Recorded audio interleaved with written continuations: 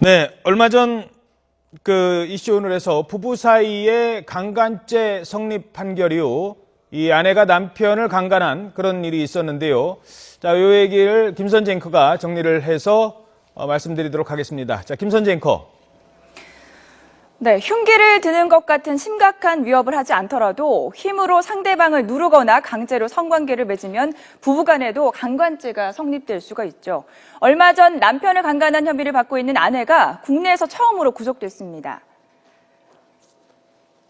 네, 그런데 성폭행을 당했다는 남편의 입장과 달리 이번에는 아내가 남편이 먼저 성관계를 요구했다고 주장하고 나섰습니다.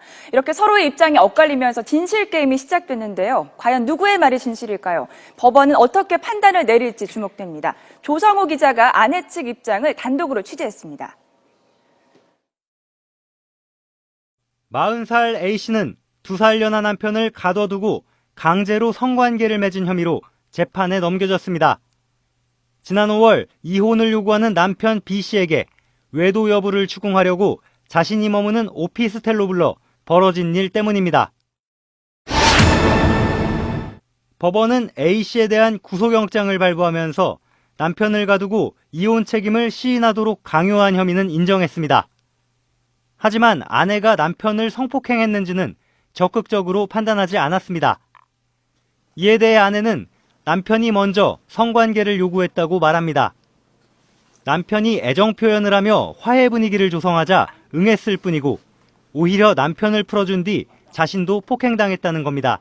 오피스텔의 감금한 행위는 인정하고 있지만 강간죄로 기소된 부분에 대해서는 완강히 부인하고 있습니다.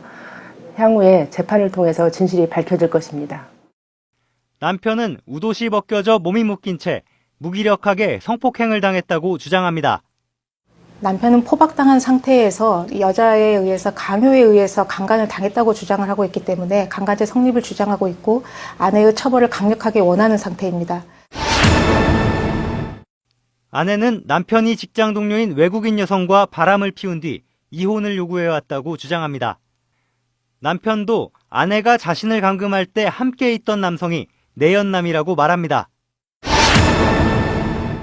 지난 2000년 만난 이들 부부는 영국에서 10년 넘게 생활했습니다. 남편은 아내가 한국인 유학생을 상대로 사기 행각을 벌여 한국과 영국에서 한 번씩 옥고를 치렀는데 시부모가 수억 원대 합의금을 떠안아 피해가 극심하다고 주장합니다. 반면 아내는 시댁 도움 없이 변호사가 되고 싶어하는 남편의 학비와 생활비를 대려고 사업을 하면서 범죄를 저질렀고 남편은 최근까지도 돈을 요구해왔다며 배신감을 느낀다는 입장입니다. 아내와 남편의 주장이 첨예하게 갈리면서 불꽃 튀는 법정 공방이 예고되고 있습니다. YTN 조성호입니다. 네, 계속해서 최단비 변호사와 함께 짚어보도록 하겠습니다. 안녕하십니까? 안녕하세요. 예.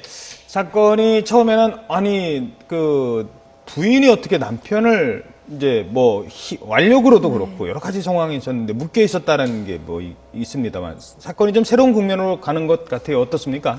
네, 맞습니다. 일단 기본적으로 양측은 항상 주장이 다를 수밖에 없습니다. 근데 여기에서의 지금 강요라고 하는 것은 이제 내가 잘못했다라고 쓰게 한 그 부분이고요. 그리고 감금 같은 경우에는 지금 아내가 인정을 했는데 지금 첨예하게 대립하고 있는 부분이 그 강간죄에 대한 부분이죠. 그래서 남편은 내가 묶여 있다가 풀려나서 강압적인 방법에서 성행위를 했다라는 것이고 아내는 지금 그렇지 않다. 남편이 먼저 화해를 제의하기 때문에 화해하려는 그런 그 동기에서 성행위를 했기 때문에 합의되어 있다. 이렇게 해서 강간이라고 하는 것은 폭행과 협박이 있어야 되는데요. 그 폭행과 협박이 있었는지 여부에 대한 쟁점의 대립이 있는 겁니다. 폭행과 협박이 본인에 의한 것이 아니라 다른 사람의 제3의 완력을 동원했다면 여기서 말하면 이제 또 다른 남성이 등장하지 않습니까? 네. 그런 경우를 이용했다 하더라도 강간은 성립될 수 있는 건가요? 그렇죠. 기본적으로 여러 명이 강간을 하는 경우에 이때까지는 여성분은 없었습니다. 예를 들면 남성이 이제 다수가 있었는데 그 중에서 3명이라고 예를 들면 3명이서 함께 폭행을 하고 그 중에 1명만 성행위를 했다 하더라도 폭행에만 가담한 2명도 강간의 공동 정범이 될 수 있거든요. 아하. 그렇기 때문에 내가 성행위를 한 그 당사자가 직접 폭행이나 협박을 하지 않았다 하더라도 강간죄 성립은 가능합니다. 예, 그렇군요. 이게 좀 양측의 얘기가 좀 다른데요. 다른 것까지 살펴볼 필요는 없을 것 같고요. 이 강간죄가 처음으로 이제 성립이 되느냐 안 되느냐는 부분이기 때문에 과연 그 강간죄의 뭐 부녀자를 그 단어를 뺐기 때문에 지금 이 말이 생기는 거 아니에요? 일단 그걸 먼저 설명해 드릴까요? 왜 우리가 남성이 여성을 또는 그러니까 여성이 남성을 강간하는 문제를 왜 법률적으로 그렇게 어렵게 생각을 하는지, 그 여성에 의한 강간죄 이것도 만들어진 배경이 뭡니까?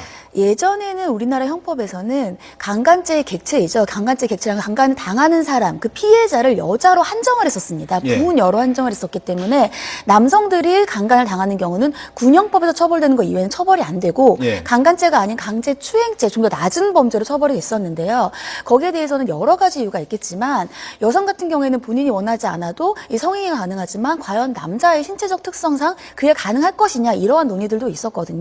하지만 시대가 바뀌면서 여러 가지 것들이 바뀌면서 남자와 여자의 이제 주체도 대등해졌고 그렇기 때문에 강간죄 객체에 충분히 남자도 들어갈 수 있다. 그래서 이번에 한 몇 년 전쯤에 형법이 개정됐습니다. 그래서 남자도 강간죄 객체가 됐고 그래서 이것들이 이제는 남성도 강간죄 객체가 된 새로운 판례들이 나오기 시작하고요. 또 거기에다가 부부 강간죄가 처음으로 인정된 게 작년 정도에 법원에서 흉기 같은 것들이 없어도 부부 강간이 충분히 인정될 수 있다라는 판결이 있었거든요. 그때는 남성이 여성을 강간한 그것은 예, 맞습니다. 예. 남성이 여성, 그때는 남성이 여성이었잖아요. 부인을 강간한 예. 것이었는데 이번 사례가 그러니까 거의 처음이죠. 예. 이제 부녀자에서 사람으로 바뀐 강간죄 객체에다가 부부 강간이 들어가 있는 건데 여기서도 계속해서 핵심 포인트가 아내는 남편이 원해서 했다는 거지 않습니까? 예. 그리고 지금도 사람들이 과연 남자가 아무리 폭행을 당하고 이틀 동안 감금을 당했지만 내연남이라고 남자가 생각하는 그 남자가 돌아갔을 때 여자와 남자 둘이서 풀어줬을 때 과연 제압을 당할 것인가? 일단 기본적인 신체적으로 더 남성이 우월하기 때문에 제압을 당했을 것인가? 그리고 두 번째로 과연 남자가 원하지 않는데 강간을 당할 수 있을 것인가? 이런 데 이제 의문을 제기를 하는 거죠. 알겠습니다. 네, 이 얘기는 여기까지 듣도록 하겠습니다.